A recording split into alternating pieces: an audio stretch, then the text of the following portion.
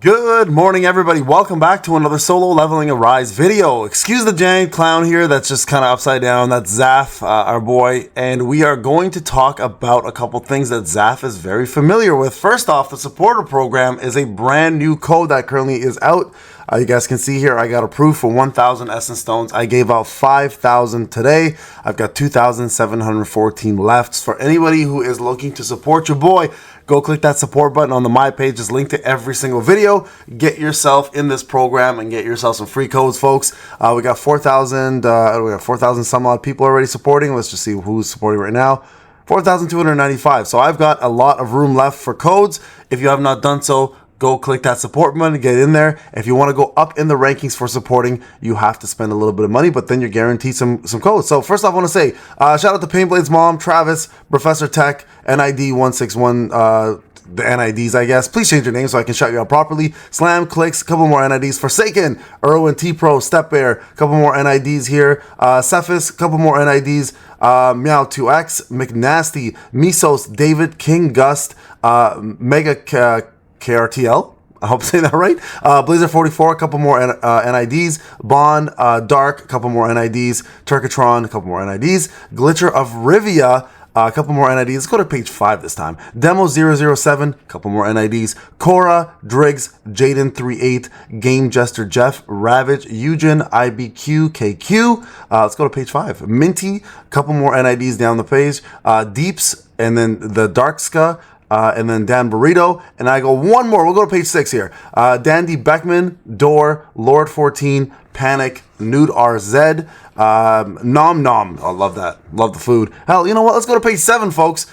Johnny, Uthinra, Bell Dandy Games, Win or Win, Vento, and the rest of the NIDs here, and everyone else on the list all the way down to the last member. Thank you guys for doing this. Get yourselves your damn codes. Now, let's go to the topic hand. It was 2 minutes. I'm gonna just give up. I'll put this in the timestamp so you guys can skip this if you want. But I feel like this is important to give you guys a shout out when you need it, okay? Now, I'm going to talk about CORES. We're going to talk about CORES, and then I'm going to also talk a little bit about something else afterwards, okay? When that's going to be whether I'm going to be pulling for GINA or GINA on my free-to-play account. A lot of people have been asking, so we'll talk more about that in a different video and my thought process behind that. Now, let's go into CORES. As you guys are aware, CORES is a brand new system introduced to the game.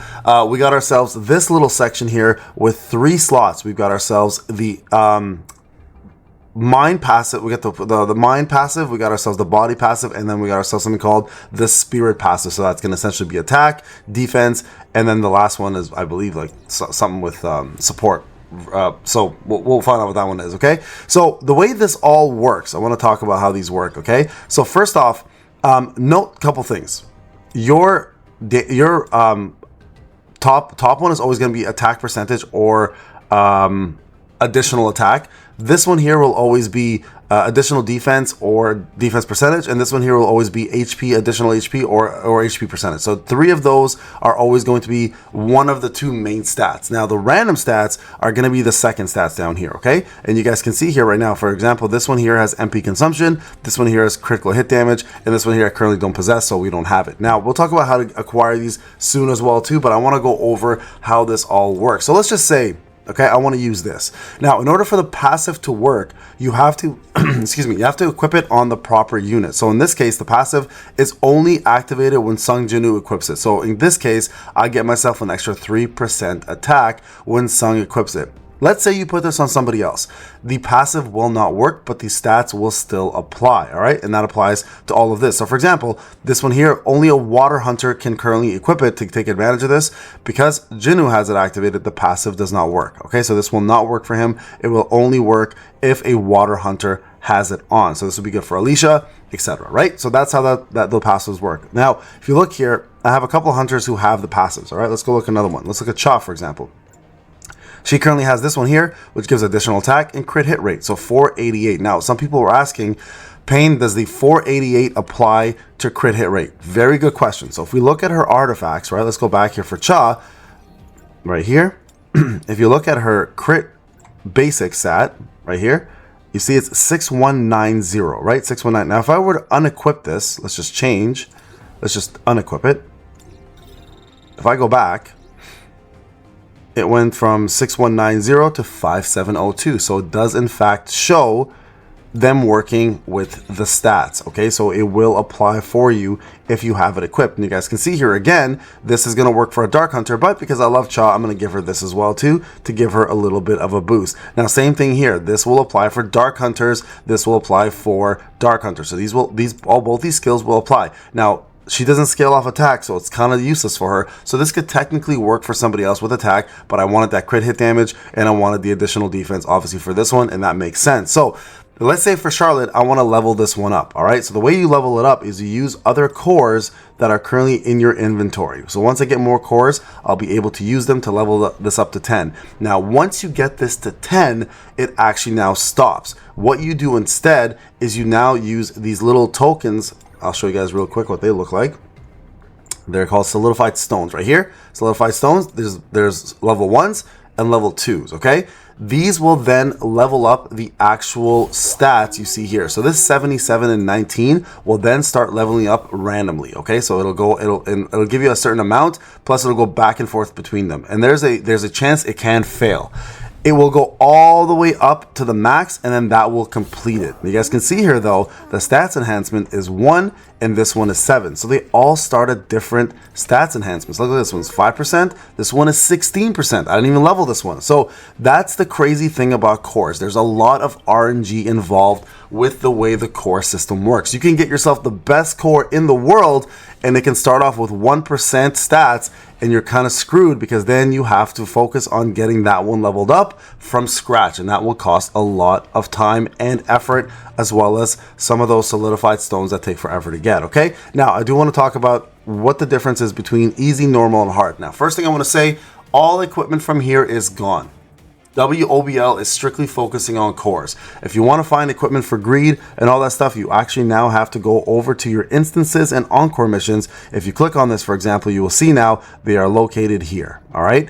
Now this is a double-edged sword. There's a beautiful thing about this. It's easier to farm, but it's also a bad thing because now you're competing with a lot more gear in order to get yourself a cursed greed or a blessing set. So it's going to be a lot more difficult, guys, but it is easier because the actual stages themselves are not that hard to beat, depending, of course, what you're doing. So what is the difference between Vulcan and Baron? All right, so if we look at easy mode, for example, you guys can see here, easy mode will drop all of these same cores up to epics, right? But if I go to Baron and I go easy mode, you'll see there's a little bit of a difference.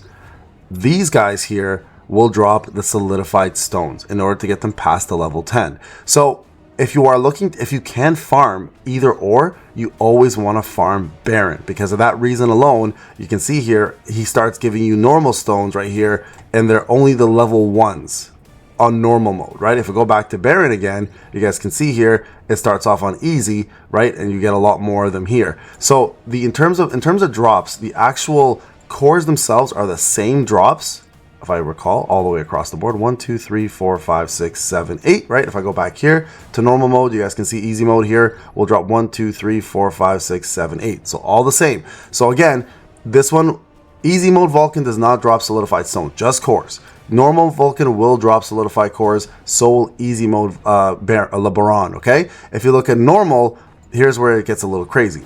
So here you can get yourself these solidified stones 3s, 2s, and 1s, and then now you have access to the legendary versions of these. All right, and then if you go back to Vulcan, same thing applies here. You'll have access to the epics until the last fight, where then you can start getting access to the legendary cores, but you don't have access to the solidified stone 3. So you're better off doing these because you will get yourself, every single stage has an opportunity to drop a legendary core versus one stage only, and you have access to the solidified stone 3s for LeBaron. So LeBaron, I keep calling LeBaron because I think it's hilarious.